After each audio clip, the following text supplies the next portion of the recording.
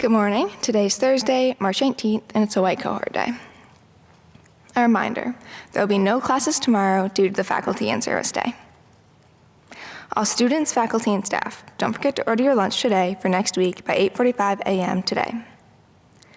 College-bound seniors and juniors, a friendly reminder that there will be a virtual college visit today with Rutgers University, New Brunswick at 3 p.m. and the University of Alabama at 3:30 p.m. Visit your Naviance account for the virtual link.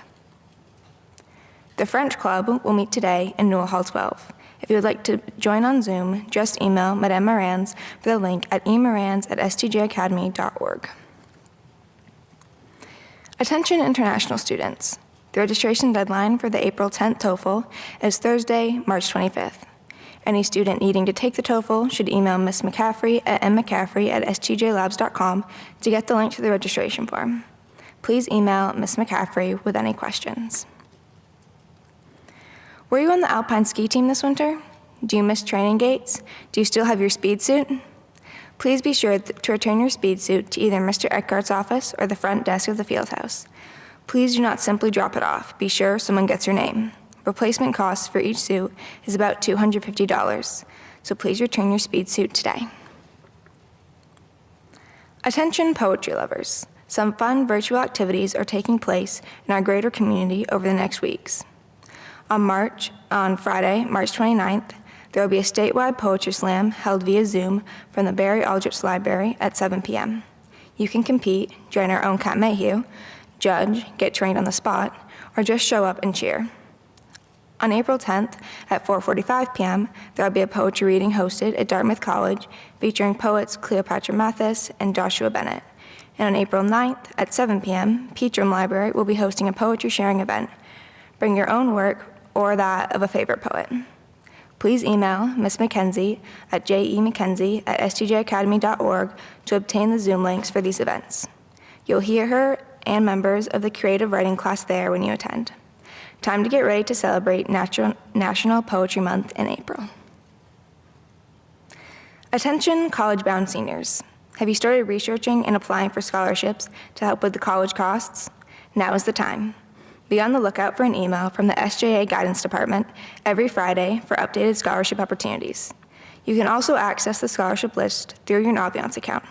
Don't wait. Be sure to check the list often as we are always adding new scholarships to the list.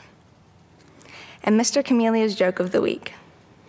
When I was your age, my teachers told me I'd never amount to much if I procrastinate so much. Do you know what I told them? Just wait.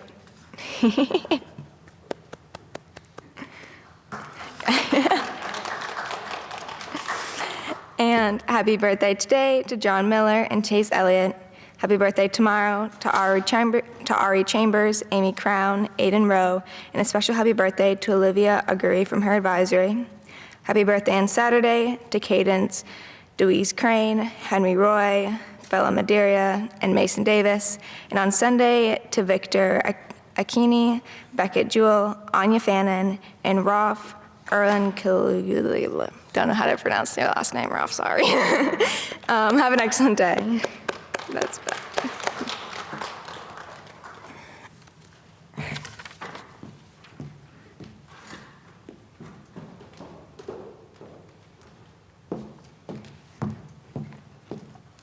Good morning, St. Johnsbury Academy. Happy Thursday. Happy final day of the week. Enjoy your 3-day weekend. We have a full docket today, so I am going to do our late announcements, and then we have 2 student speakers. So I'm delighted to congratulate Gavin Gafuri for coming in second at the Vermont Poetry Out Loud State Finals on Monday night. Congratulations, Gavin. Oh, I should mention, too, that we have some advisories here in the chapel today. We have Ms. Murphy and Mrs. Brazo's advisory. We have Ms. Charo's advisory and Ms. Cummings' advisory. So welcome, guys. Congratulations to Lily Barth, one of our creative writers, whose Scholastic Art and Writing Award for her novel, Till the Sun Drips Blood, which sounds very Gothic to me, advanced to a national level silver medal. Way to go, Lily. Good job. Varsity boys basketball lost to someone who will remain nameless, just is nameless in my list, 45-44, which sounds like it was an exciting game. The girls' basketball team lost to South Burlington 37-20. The gymnastics team had a solid showing at the 2021 state meet, with juniors Lizzie Jones and Anna Cushing leading the team. The team placed fifth with a score of 124.45. Cushing placed sixth on floor and vault with a 9.3 and 8.25, respectively. Jones took fourth on the floor with 9.325, third on bars with 8.875, second on vault with an 8.725, and fourth all around with a total score of 34.325. The Alpine team traveled to Cochrane's ski area on a windy and cold morning on Monday for the first part of the Alpine State Championships. The boys' team placed all 6 racers in the top 25 in a field of 83, and they finished fourth in the team scoring for the day. Wyatt Nouse led the team with his 10th place finish. Maggie Anderson led the way for the girls with her 10th place finish, and both teams looked to improve their standing on Tuesday, or on Wednesday, during the giant slalom race at Smuggler's Notch. Yesterday, from A to Z, the Hilltoppers dominated the giant slalom part of the state Alpine Championships. So Maggie Anderson and Tommy Zhao each won the giant slalom race for their gender. This is unprecedented in the school and perhaps in state history. Let's pause and clap for them, Maggie and Tommy. It's wonderful. Both the girls and the boys' teams moved up in the final team scoring. The girls finished 6th out of 9 schools, and the boys finished in 2nd place out of 12 schools, and were the state's runner-up for the state championships. A very special thank you to our seniors, Maggie Anderson, Julia Chatterton, Cody Van Dyne, and Tommy Zhao, for their leadership throughout the season. You will all be missed. So I'm delighted to bring to the stage for our next speaker in the Women's History Month series, Ms. Angel, who will introduce our speaker, Zoe Leach.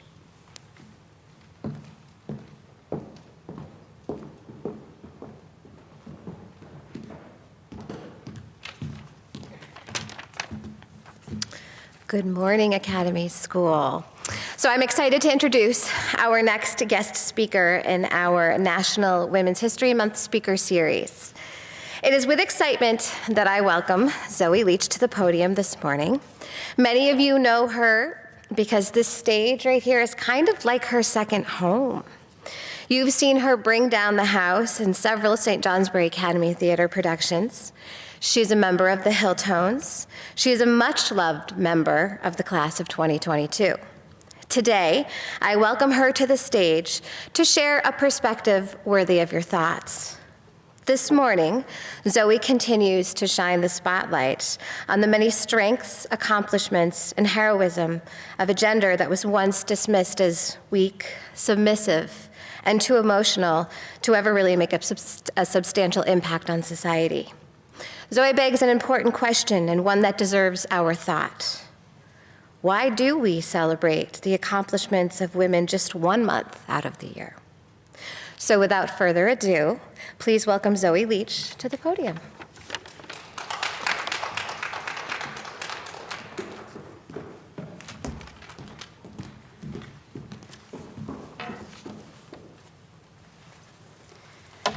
Good morning. I'm Zoe, and I have been a woman for 16 years and counting.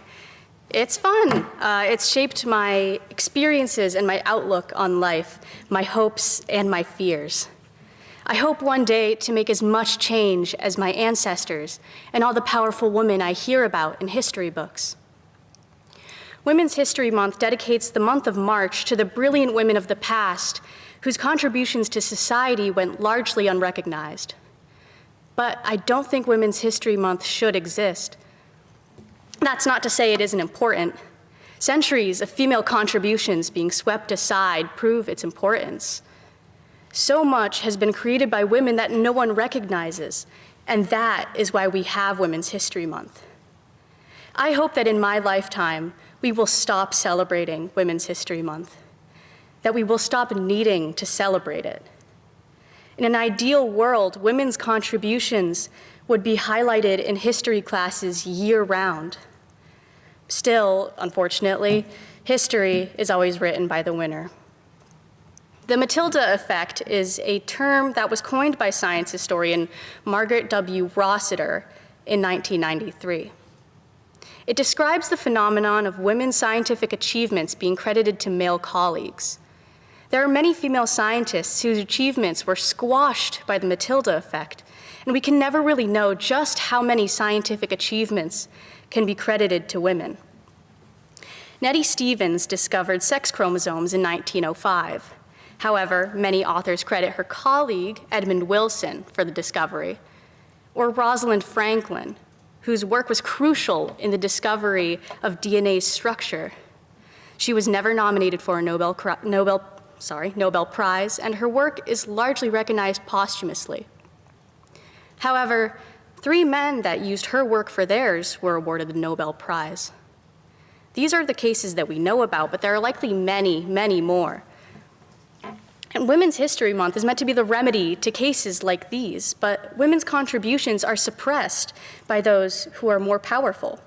The month of March is not enough to recognize history in its proper form. The narrative needs to be rewritten to include the people who actually contributed rather than those who took credit. History curriculums have become much better about highlighting the contributions of marginalized people, but there is still much, much more to be done.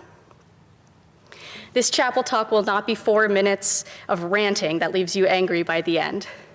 Instead, I want to use this time to shine a light on the contributions of the marginalized. I want to share some ideas from an article written by Sandy Toksvig. You may be familiar with this quote. She says, "Years ago, when I was studying anthropology at university, one of my female professors held up a photograph of an antler bone with 28 markings on it. This," she said, "is alleged to be man's first attempt at a calendar." We all looked at the bone in admiration. "Tell me," she continued, "what man needs to know when 28 days have passed? I suspect that this is woman's first attempt at a calendar." The calendar and the idea of timekeeping are a cornerstone of human society, and more likely than not, it was brought to fruition by a woman. Toksvig also comments on her belief that women invented agriculture, as studies of modern hunter-gatherer societies show that men produced only 10% of the food, while women accounted for the remaining 90%. Of course, we cannot prove this, and there are many other things that we cannot prove. In the United States, women couldn't even register for a patent until 1790, meaning that many female inventions are credited to their husbands. This is why it is so essential now to celebrate the women that changed the world.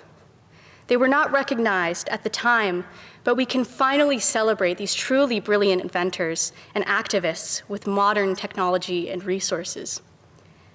The first computer algorithm was written by Ada Lovelace. The life raft was invented by Maria Beasley.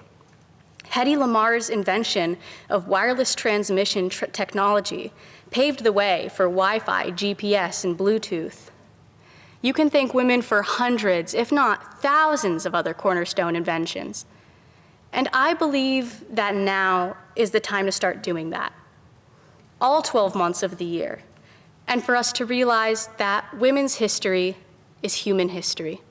Thank you.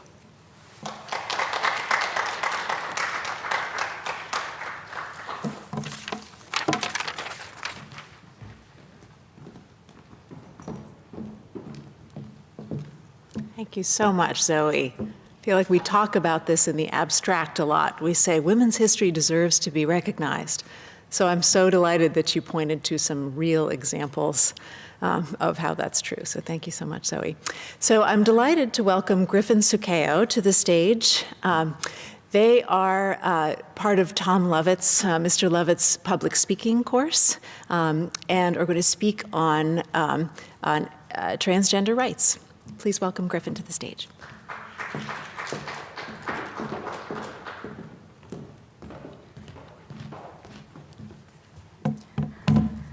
Good morning, St. Johnsbury Academy. I have a question for you guys this morning. Have you ever been excluded from something that everyone else got to experience? Maybe a school trip because of unfair circumstances? Well, that feeling is experienced by thousands of people every day. I didn't realize it until last year, but the problem seems obvious to me now.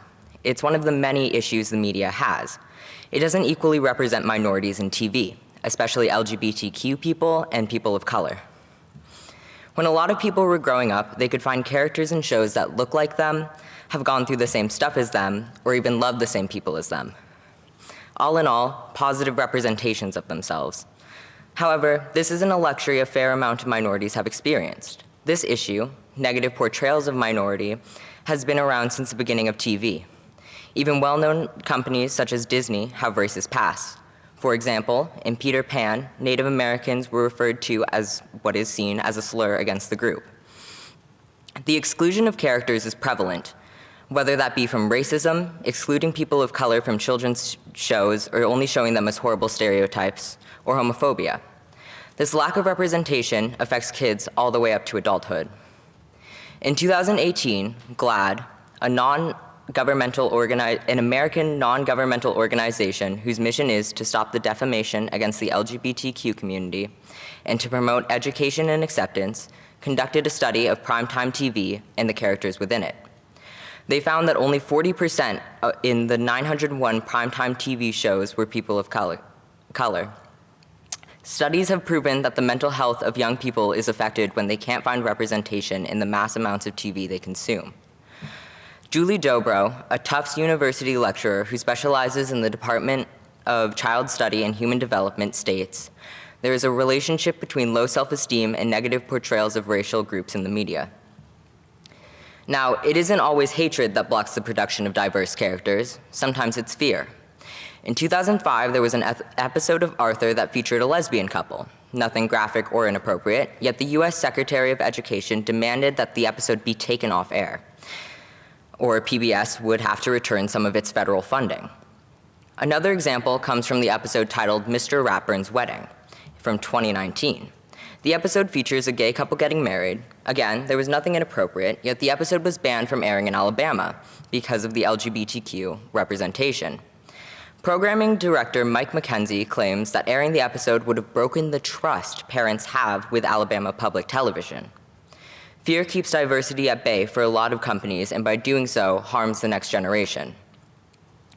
Growing up without good representation on what the LGBTQ community is in the media can lead to complete ignorance surrounding the topic.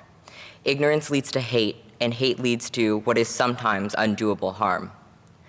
All in all, the lack of representation has seriously affected kids. When we're young, we're so easily manipulated, and that can lead to biases that harm others.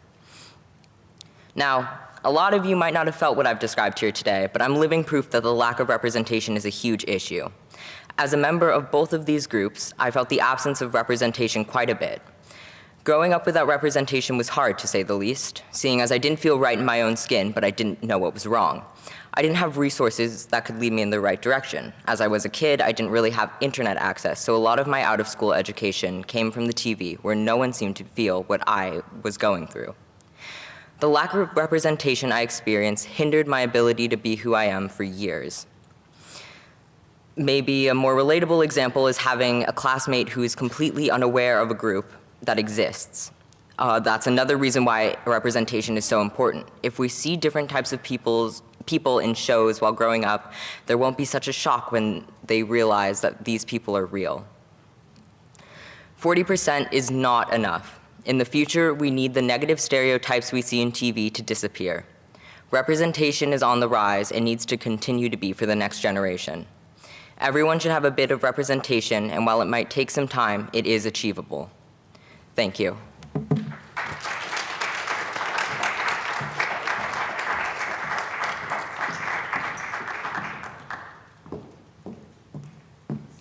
Thank you so much, Griffin. That was a wonderful argument for diversity in general.